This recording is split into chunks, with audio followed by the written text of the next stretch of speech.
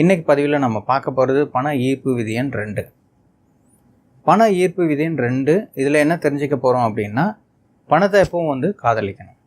பணத்தை காதலிக்கணும்னு சொல்லும் பொழுது நீங்கள் நினைக்கலாம், என்னடா இது பணத்தை போய் காதலிக்க சொல்கிறாரு அப்படின்னு சொன்னீங்கன்னா, எப்போயும் பணத்தை நீங்கள் நேசிக்கும் பொழுது உங்களுக்கு பணம் ஆட்டோமேட்டிக்காக உங்களை தேடி வரும்.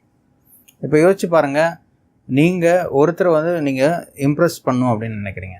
உங்களுக்கு தெரிஞ்சவங்க இல்லை யாரையோ ஒருத்தர் நீங்கள் ரொம்ப இம்ப்ரெஸ் பண்ணணும்னு நினைக்கிறீங்க. அப்போ நீங்கள் என்னென்ன விஷயம்லாம் பண்ணுவீங்க?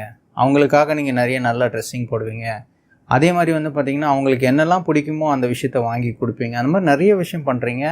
அது மூலிமா நீங்கள் மற்றவங்களை கவர்றீங்க. அதே மாதிரி தான் இப்போ நீங்கள் பணத்தை நீங்கள் அதை மாதிரி திங்க் பண்ணிவிட்டு நீங்கள் உங்கள் பணத்தை நீங்கள் பார்க்க ஆரம்பிங்களேன்.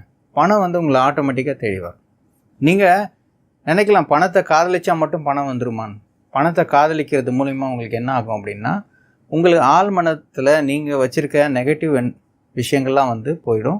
அது மூலிமா பணத்துக்கும் உங்களுக்குமான உறவு அதிகமாக இம்ப்ரூவ் ஆகும்.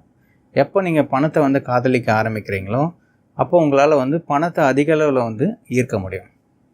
பணத்தை எல்லாரும் நிறைய சேர்க்கணுன்னு ஆசைப்பட்றோம்.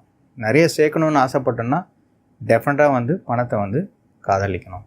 எப்போ நீங்கள் பணத்தை அதிக அளவில் காதலிக்கிறீங்களா இல்லை நேசிக்கிறீங்களோ பணம் உங்களை தேடி வரும். அது மூலிமா உங்களுக்கு எல்லா விதமான நல்ல விஷயங்களும் நடக்கும். உங்கள் வாழ்க்கை செல்வ செழிப்போடு இருக்கிறதுக்கு பணத்தை எப்போயும் நீங்கள் காதலிக்கணும். இதுதான் பண ஈர்ப்பு விதி எண் 2. பண ஈர்ப்பு விதி எண் 3 அடுத்த பதிவில் தெரிஞ்சுக்கலாம். நன்றி, வணக்கம். உங்கள் நண்பன் எஸ் திருமணி கண்ணன், பணவள ஆலோசகர்.